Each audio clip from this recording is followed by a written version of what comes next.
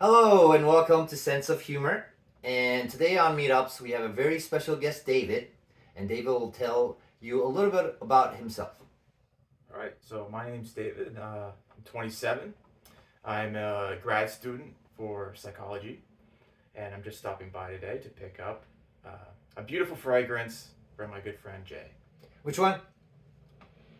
Original Santal by Creed. Creed. One of my decants. One of my favorite Creeds for sure.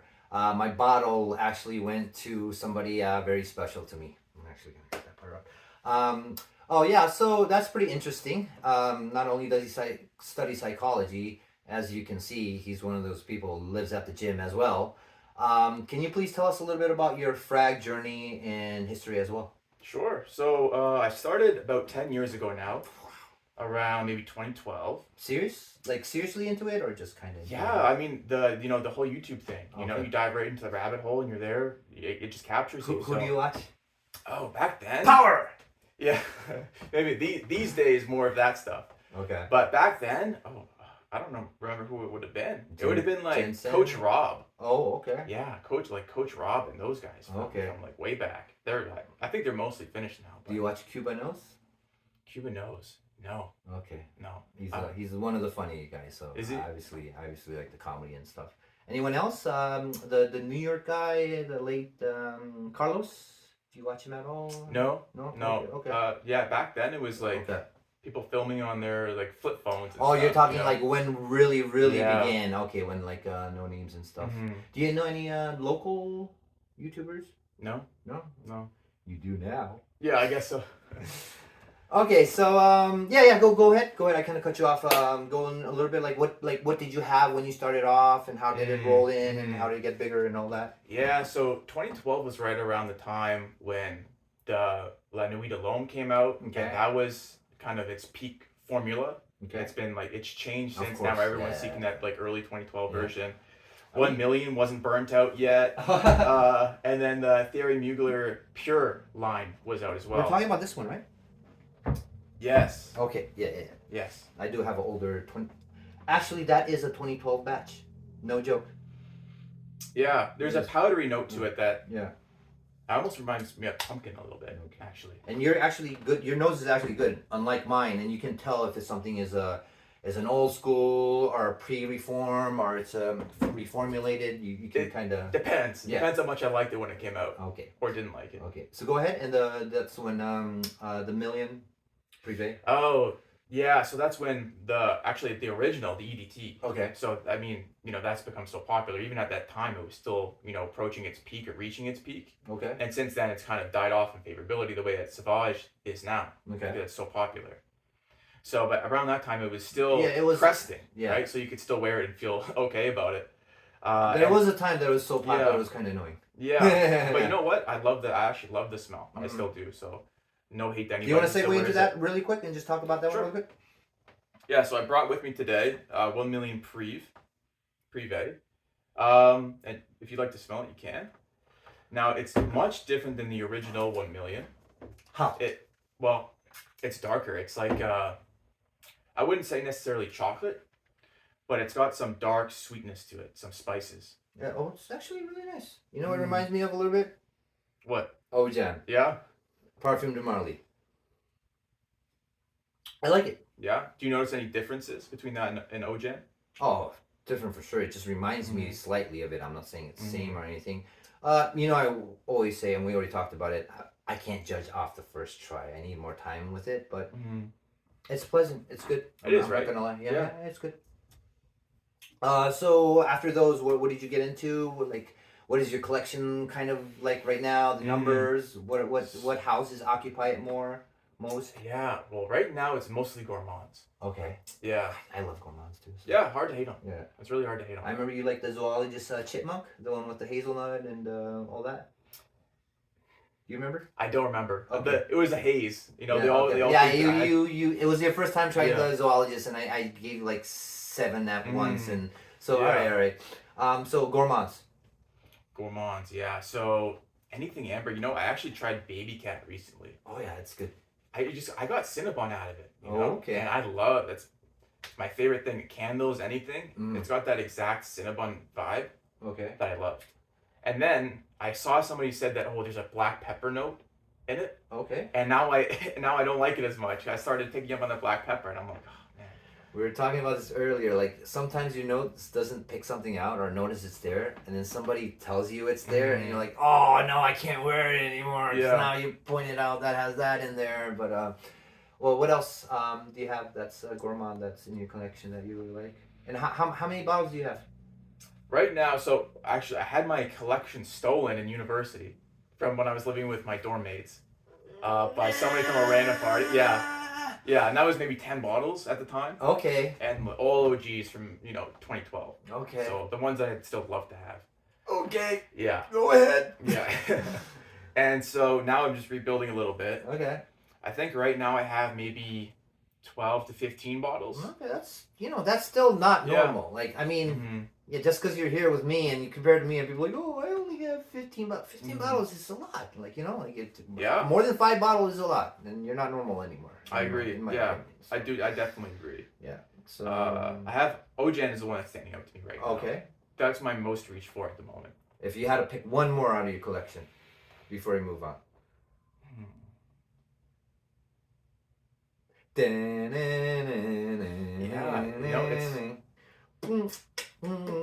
All right, moving on. You know what? Okay. Strong with You Intensely. Oh, nice. Yeah. I have that one too. I actually like the new oud one. Have you tried the new oud one? No. Let's try it right now.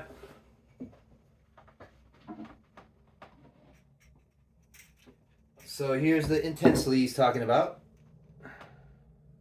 Have you tried the Absolute? I have. Yeah. How is it? I haven't tried it. I really like it. Oh, okay. I really like it. I would say still the Intensely is better. Yeah, intensely is my favorite. I like it more than the oud, but the oud is a really good. I kind of thought it was going to be redundant, seeing on paper. By the way, shout outs to Trevor for the bottle. I actually like it. I like it. It's completely different than the Intensely's, but it still has some of the DNA from the original. Oh, of course. Mm-hmm. And I really thought before smelling, I prejudged it. I was going to be like, they don't need another flanker and blah, blah, blah. And I tried it and I actually did like it. So the joke's on me. How strong is oud in this to you? Not that strong.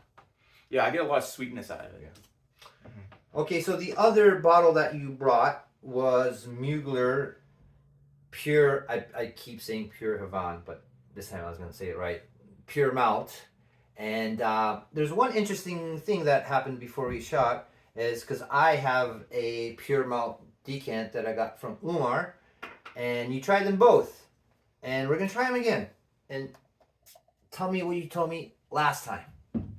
Sure. So this is a Thierry Mugler version, Pure Malt, circa 2019. And I'm sure people will be familiar with the reformulations that have happened over the years. So there was Thierry Mugler, Pure Malt, like 2008, and then 2014. There was 2014, 2015, there was a speculated reformulation.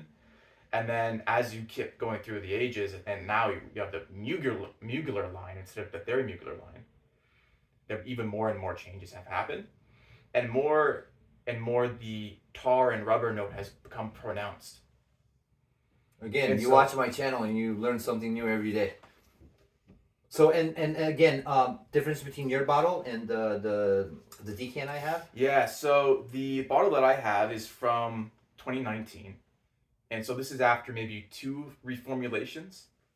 And so there's a lot of rubberness, a lot of tarness in this scent, and there's some booziness as well, but not a lot of booziness and not a lot of sweetness. It's really just kind of like a rubber bomb. And in your opinion, this one is probably a much younger or a much older version. Yeah, so this is the decant that we have. And to my nose, this is more of the 2012. Okay. 2012, very early. And if you'll spray it, what you'll see. I sprayed it right here. Oh wait, yeah. So what you'll see with this, and actually you smell it first. So it's sweeter. What do you notice? It's much sweeter. I would almost even say it's stronger. Less of, not rubbery at all. I still get a little bit of tar, but yeah, it's dumbed down and sweeter, and it's nicer. I would say it's brighter. Yeah, exactly. That's exactly what my thoughts are. But to be honest, if you didn't point this out to me, and if I just smelled them too, I would have just been like, it's a little different. I don't know which one's stronger. I don't know which one's more of the OG. But I'm glad you can point that out, and you have a good nose for that. So you got this from Umar, right? Yes. His last name Umar F. Yeah. So I actually talked to Umar, I think. Yeah. Before he joined our group. Okay. The Canadian Fragrance Group. Okay. Because I saw his ads for these on Facebook. Okay.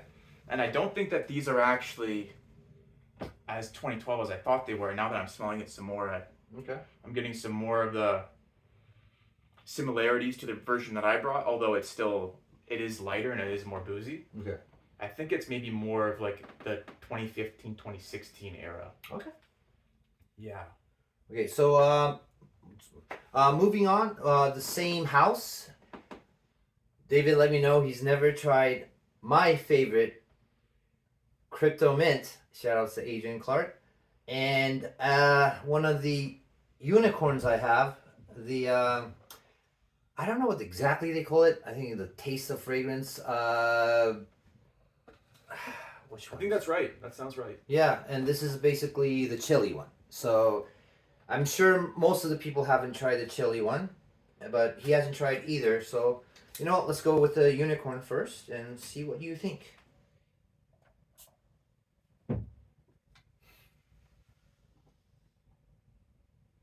Oh wow! Yeah, this is very special. Very different. You don't. The chili note is something you don't get everywhere. Yeah, and there's a sweetness to it too, and it's almost like I almost get a candy sweetness. And spicy too, obviously. Yeah, there's some spice. Yeah. But the spice for me is very under the rest of it. Controlled. Mm-hmm. Subtle. Mm-hmm. Although it is coming out more that I'm smelling. No, it's pretty spicy to me. So it started off very sweet and almost like a candy heart, cinnamon heart kind of sweetness. You know when you first spray, all the opening is mega strong, and it takes a few seconds for it to take it back. So yeah, it's very spicy for sure. It's spicy. I mean, it's chili, right? And they're going for that. It's completely it's like almost completely changed. Magnified with hot chili pepper paste. So yeah, and you really start to get that. You get you get what they're going. It almost reminds me of zoologists, where no matter if the center is good or pleasant or whatever, it is what it's supposed to represent, and it's what it's going for. And this is pleasant. I'm just saying, it other than being pleasant, it really is what it's supposed to be and what it represents. Yeah, for sure. I would not say that you would want to wear this a lot of places. This would be kind of hard to wear. Yeah, it's challenging for sure. Especially, it wouldn't be an office scent for sure, 100%. So this one is a bit more pleasant and more wearable in office situations and whatnot. And it's a gourmand, so it's right down your alley. And I think I mentioned this all the time, but it's one of my favorite ones. Thank you, Adrian Clark. Shout out for this present that I love. Oh, it's very interesting. Oh, it's like I said off camera. It's Andreas in a bottle, and I used to eat that stuff when I was a kid. By the way, while you smell that, these are the two boxes I just wanted to show, especially since the chili one isn't that common. So, I'm definitely getting the mint, and it's interesting. This is one that is it chocolatey? It's not. You know what? Is it chocolatey? It's a little bit. I'm getting a little bit of that chocolate. Oh, it's really chocolatey for me.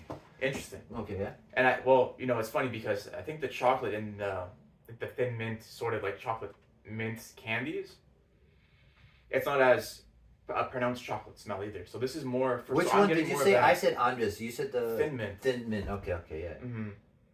Or just when you go to McDonald's. Around St. Patrick's Day, they have the Shamrock Shake. I don't know if you know what that is, the green one. Yeah, maybe not. Maybe yes, maybe not. I don't know. I'm kind of backtracking on that one. Yeah. But Andreas for sure. Yeah, Andreas it's interesting. There's nothing else that I've smelled like it. Okay. That's pretty cool. Okay, I think that about wraps it up. Thank you very much for coming and picking up that thing. Yeah. And I can guarantee everybody, this guy will be on this show again many times.